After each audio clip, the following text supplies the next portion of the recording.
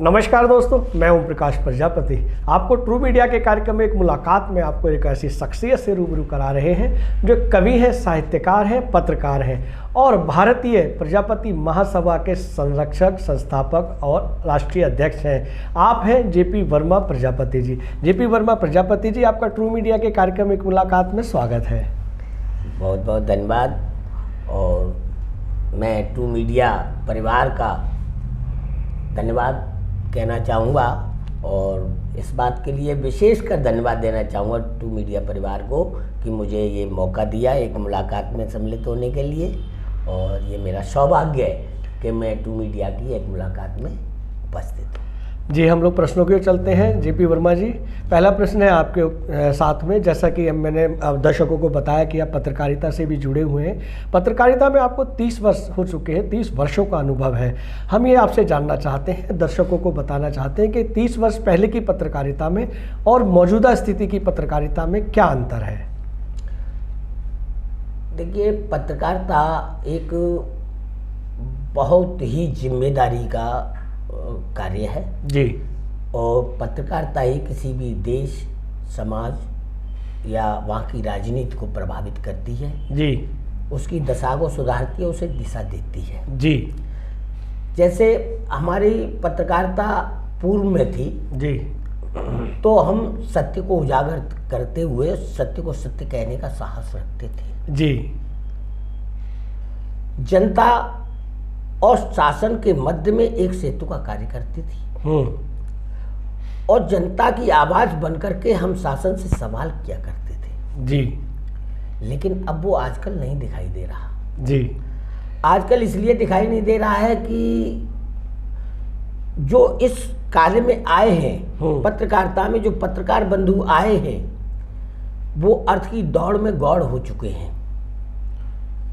पत्रकार को एक ऋषि का जीवन जीना चाहिए। नदी के किनारे जैसे एक ऋषि लंगोटी बांध करके रहता है, हम इस कार्य में जब आए तब थे, वैसे ही आज हैं। हर समय हमें अपने जवाब को देने के लिए तैयार रहना चाहिए। इस चीज़ का अभाव आया जी। अर्थ की तरफ दौड़े और पत्रकारिता में वर्तमान में सवाल खड़ा करना शासन और प्रशासन के समक्ष जनता की तरफ से हम भूल गए। बहुत बढ़िया, बहुत बढ़िया। परिणाम ये हो रहा है कि जब सवाल नहीं कर पा रहे हैं हम, तो हमारे भारतीय राष्ट्रीय राजनीति भी थोड़ी दिग्भ्रमित हो चुकी है, जिसको दशा न मिल पाना और उसकी दिशा का न सुधरना, ये परिणाम हमारे सामने है। बहुत बढ़िया, बहुत बढ़िया। वर्मा जी, हम दूसरे प्रश्न की ओर चलते हैं। जैसा कि आपने पत्रकारिता के बारे में बताया, आप एक साहित्यकार भी हैं, कवि भी हैं और पिछले 30 वर्षों से साहित्य सेवा कर रहे हैं। आप समीक्षाएं लिखते हैं, कविताएं रचते हैं। तो ये प्रश्न फिर मैं दोहराता हूं कि साहित्य के क्षेत्र में भी जो जैसे कि साहित्य समाज का आईना होता है, 30 वर्ष पहले के साहित्य लेखन में और वर्तमान के साहित्य लेखन में क्या फ़र्क आया है, क्या अंतर आया है? आपका प्रश्न बहुत अच्छा है जी। साहित्य भी पत्रकारिता की तरह है जी। साहित्य की भी बहुत बड़ी जिम्मेदारी है और साहित्य को लिखने वाले साहित्यकार की तो बहुत ही बड़ी जिम्मेदारी है। जी जी जी जी जी जी। साहित्य, जब कोई साहित्यकार रचना करता था जी, मैं पहले की बात कर रहा हूँ, जी जी जी, तो वो किसी विषम परिस्थिति को लेकर के, परिस्थितियां को लेकर के, या कोई समस्या होती थी या राष्ट्रीय समस्या हुआ करती थी जी, उनको लेकर के साहित्य की गणना हुआ करती थी, साहित्य रचा जाता था जी। आपने देखा हुआ कितने बड़े बड़े ग्रंथ भी लिखे जी, खंड काव्य लिखे गए जी, गद्य में भी पद्य में भी सब कुछ हुआ, वृत्त चित्र लिखे गए, रूपक लिखे गए। उन सब में कहीं ना कहीं मुंशी प्रेमचंद जी को देखिए, उन्होंने कितनी समस्या उठाई। जी जी जी। गबन ले लीजिए, गोदान ले लीजिए, वहाँ कहीं ना कहीं वो अपने पात्रों के माध्यम से वो सारी बातें कहलवाते थे। उन चीज़ों का आज अभाव है जी। जो पत्रकारिता में हुआ है वही यहाँ हुआ है जी। केवल मैं दिखाई देना चाहिए हूँ। अब जैसे कि साहित्य में दूसरी विधा है पद्य विधा। पद्य विधा में पहले कविता होती थी, आज वो मंची कविता हुई।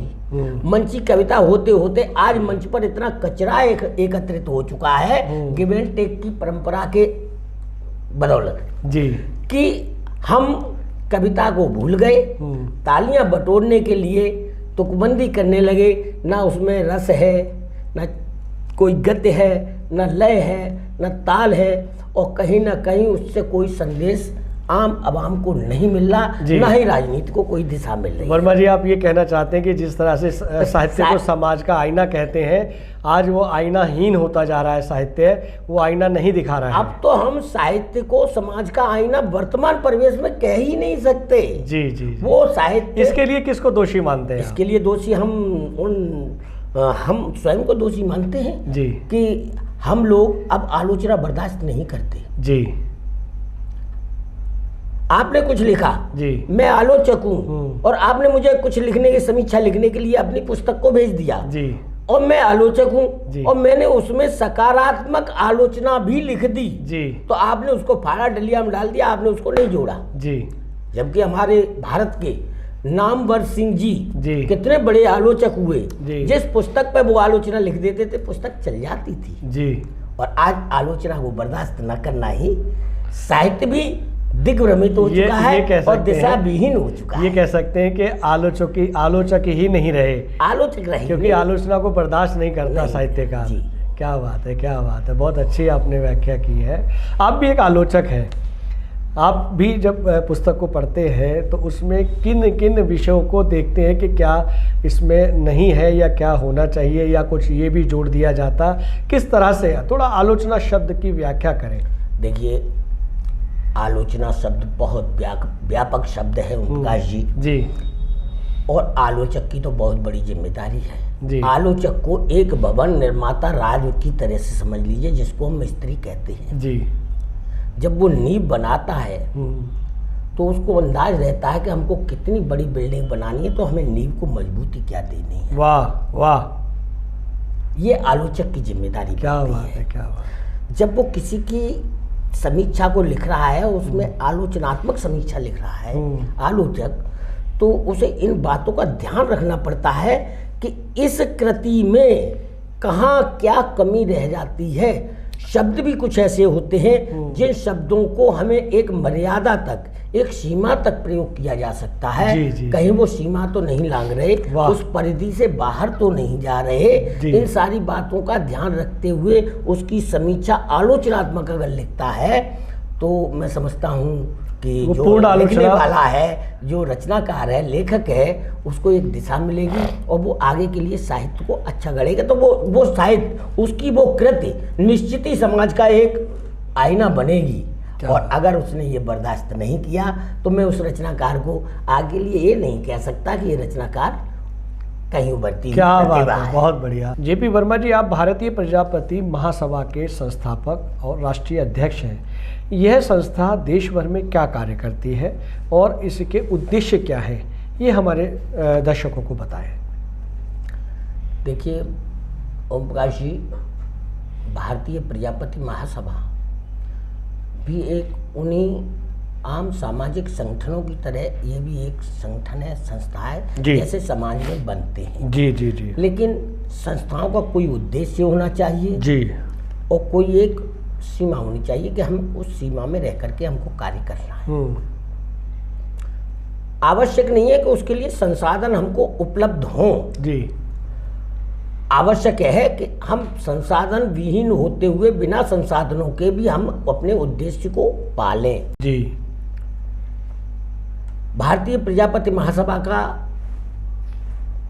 गठन करने का कारण यही था जी कि आए दिन बन रहे समाज में अनेक संगठनों को जी सदस्यता अधिक से अधिक करना, चंदा, उसके बाद मंच, फिर माला और माइक, इसके अलावा अपने घर चले जाना हमको कुछ दिखाई नहीं दे रहा था जी। हम लोग इससे अलग हटके, जब हम सामाजिक कार्यकर्ता हैं और समाज के स्तंभ के रूप में हमको देखा जा रहा है तो हमारी बहुत बड़ी जिम्मेदारी बनती है कि हम समाज में परिवर्तन लाएं। लेकिन हम ये नहीं सोचते कि समाज में परिवर्तन आएगा तो कैसे आएगा। उस परिवर्तन को लाने के लिए हमको कुछ ना कुछ तो कदम उठाना पड़ेगा और वो कदम तो हो सकते हैं कि हम अपनी महासभा, अपने संगठन या संगठनों के माध्यम से हर किसी राजनीतिक दल को सपोर्ट ना करके राजनीतिक दलों से जुड़े हुए विभिन्न संगठनों से निकले हुए विभिन्न व्यक्तियों को जो समाज के, उनको हम सपोर्ट करें। अधिकाधिक देश की विधानसभाओं में और भारत की सबसे बड़ी पंचायत हमारी संसद है, उसमें अधिक से अधिक हमारे प्रतिनिधि पहुँचे। वाह वाह। जब कानून का निर्माण हो तो उनका हस्तक्षेप हो। वाह, बहुत अच्छे। अब कानून बन गया तो उसके इम्प्लीमेंटेशन में भी थोड़ा सा, जैसा कि आज के परिवेश में आप देखते हैं ओम प्रकाश जी, तो उसके लिए IAS बहुत बड़ी जरूरत है, मायने रखती है, जरूरत भी तो है। अधिक से अधिक IAS ऑफिसर्स तैयार करना। जी, बहुत अच्छे। महासभा का, भारतीय प्रजापति महासभा का एक मेन उद्देश्य यही है कि अधिक से अधिक जनप्रतिनिधियों को पहुंचाना और कानून के निर्माण में उनका हस्तक्षेप होना, और उसके बन जाने के बाद में अधिक से अधिक IAS ऑफिसर तैयार करना, जिससे कि वो इम्प्लीमेंटेशन में बहुत अच्छे विचार, बहुत अच्छी सोच है आपकी। तब तो समाज में परिवर्तन हो सकता है। जी जी, अन्यथा और कोई नहीं है। बिल्कुल। वर्मा जी, आपने बताया कि आपके समाज के ज़्यादा से ज़्यादा IAS जो है बने और आपके प्रतिनिधि बने, लेकिन मौजूदा स्थिति में 5 करोड़ से ज़्यादा पूरे भारतवर्ष में प्रजापति समाज के लोग हैं। बावजूद इसके प्रजापति समाज के लोग राजनीति में अनछुए हैं, राजनीति में प्रवेश नहीं है। इसका क्या कारण है? इसका कारण मेन ये है, जहाँ तक मेरी सोच है जी, कि आपने 5 करोड़ पूरे देश में बताए जी। मैं आपको बता दूं कि 2011 के योजना के अनुसार लगभग 5.7374 के करीब हम थे। अब 2021 चल रही तो और तो ज़्यादा हो गए, 5 करोड़ से भी ज़्यादा। अल्पसंख्यक में नहीं, हम बहुसंख्यक में आते हैं। वर्मा जी, मैंने एक अनुमानित आंकड़ा आपको दिया था। नहीं जी। तो फिर भी हम राजनीति से छूटे। आपका प्रश्न बहुत अच्छा है जी, बहुत अच्छा प्रश्न है जी, और मैं चाहता था कोई मेरे से ये प्रश्न करे जी। उसके लिए दोषी हम जी। अगर हम समाज के झंडाबरदार बनते हैं, समाज में हम अपने को स्तंभ समझते हैं, सामाजिक संगठन को चलाते हैं और सामाजिक संगठन के जिम्मेदार पद पर बैठ करके पदाधिकारी बने हुए हम समाज के लिए अपने को कहें कि हम समाज के लिए कार्य कर रहे हैं, तो दोषी हम है कि हम समाज में वो जागरूकता क्यों नहीं पैदा कर पाए कि हमारे युवा राजनीति की तरफ प्रेरित हो। नहीं, आप अपने आप को ये कमी महसूस करते हैं कि हमारे समाज के वरिष्ठ जनों की, वरिष्ठ लोगों की या जिम्मेदार लोगों की कमी है। हाँ। इस कमी को कैसे दूर किया जाए? इस कमी को दूर किया जा सकता, कोई बड़ी बात नहीं है जी। हम युवाओं को मौका देना जी। हम मठाधीश बने बैठे हुए हैं, संगठनों के नाम से हम स्वयं को स्थापित किए हुए संगठनों में युवाओं को मौका दीजिए। मतलब आप ये मानते हैं कि मौजूदा स्थिति में अगर युवाओं को मौका दिया जाए तो वो सोशल मीडिया के माध्यम से, अपनी एजुकेशन के माध्यम से मैं वही तो कह रहा हूँ ओम प्रकाश जी कि हम अपनी जिम्मेदारी को निभाएं, युवाओं को मौका दें। संगठनों में जो संगठनों में काम करना चाहते हैं युवा, जिनके अंदर क्षमता है और वो जागरूकता पैदा कर सकते हैं, अनुभव हमारा, शक्ति उनकी। युवा शक्ति को आप क्या समझते हैं? युवा शक्ति चाहे तो समाज में राजनीतिक जागरूकता पैदा करके एक नहीं अनेक जनप्रतिनिधियों को चुन के भेज सकती है। हमारी संख्या इतनी है कि हम पहली बार में भारत की संसद में कम से कम 4 या 5 सांसदों को चुन के भेज सकते हैं। दोषी हम हैं कि हम स्वयं के स्वार्थ बस हम युवाओं को मौका नहीं दे रहे और हम जागरूकता पैदा नहीं कर रहे। सबसे बड़ी कमी है कि राजनीतिक जागरूकता के पर काम करना चाहिए सामाजिक संगठनों को, जो नहीं कर पा रहे। क्या आप यहाँ इस ट्रू मीडिया के मंच से ये कहना चाहते हैं कि भारतीय प्रजापति महासभा भी आगामी चुनावों में युवाओं को मौका देगी? पूरी तरह से जी, पूरी तरह से मौका देगी, पूरी तरह से सपोर्ट करेगी जी। वो किसी भी राजनीतिक दल से जुड़ा हुआ हो, लेकिन भारतीय प्रजापति महासभा अराजनैतिक संगठन है, लेकिन समाज की दशा को सुधारने के लिए, उसे एक दिशा देने के लिए और राजनीति के माध्यम से अधिकाधिक सदन में भेजने के उद्देश्य से विभिन्न राजनीतिक दलों से जुड़े हुए हमारे युवाओं को, व्यक्तियों को, बहनों को, भाइयों को सपोर्ट करेगी पूरी तरीके से। क्या बात है, क्या बात है। वर्मा जी, अब हम ट्रू मीडिया के इस एक मुलाकात के कार्यक्रम में चलते चलते एक आखिरी प्रश्न कहेंगे। आपने युवाओं के लिए बहुत अच्छा मौका दिया है, उन युवाओं को, भारतवर्ष के युवाओं को क्या संदेश देना चाहते हैं ट्रू मीडिया चैनल के माध्यम से? ओमकार जी, किसी भी राष्ट्र, किसी भी देश की युवा शक्ति और नारी शक्ति बहुत मायने रखती है जी। और युवा शक्ति चाहे तो किसी भी देश की दशा को सुधार सकती है, उसको एक दिशा भी दे सकती है। वाह वाह वाह वाह। यहाँ मैं माफ़ी चाहूँगा कि आप एक कवि साहित्यकार भी हैं, तो यहाँ अपने साहित्य की शब्दों के वाणों से युवाओं को संदेश दें। मैं युवाओं से केवल इतना कहना चाहूँगा जी कि वो अपनी युवा शक्ति का प्रयोग करते हुए आगे बढ़े और शिक्षा के बाद में या तो वो आईएएस की तरफ बढ़े, सिविल सर्विसेज की तरफ, और वहाँ अक्षमता होती है तो वो राजनीति की तरफ जाएं। और ये कहते हुए मैं उनको एक संदेश देना चाहता हूँ कि गतिशील करो चरणों को, मंजिल पास नहीं है। वाह। गतिशील करो चरणों को, मंजिल पास नहीं है। काल चक्र गतिमान किसी का दास नहीं है। वाह। जीवन का हर सांस सार्थक कर डालो तुम, सांसों पर पल भर का विश्वास नहीं है। वाह वाह वाह वाह वाह वाह।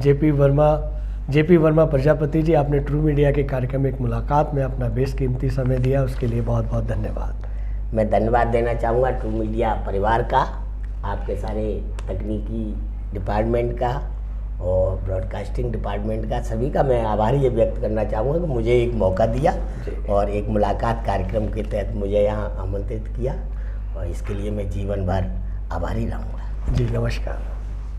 अगर आप ये वीडियो YouTube पर देख रहे हैं तो हमारे चैनल को सब्सक्राइब करें और बेल आइकन को दबाना ना भूलें। अगर आप Facebook पर ये वीडियो देख रहे हैं तो हमारे पेज को लाइक करें।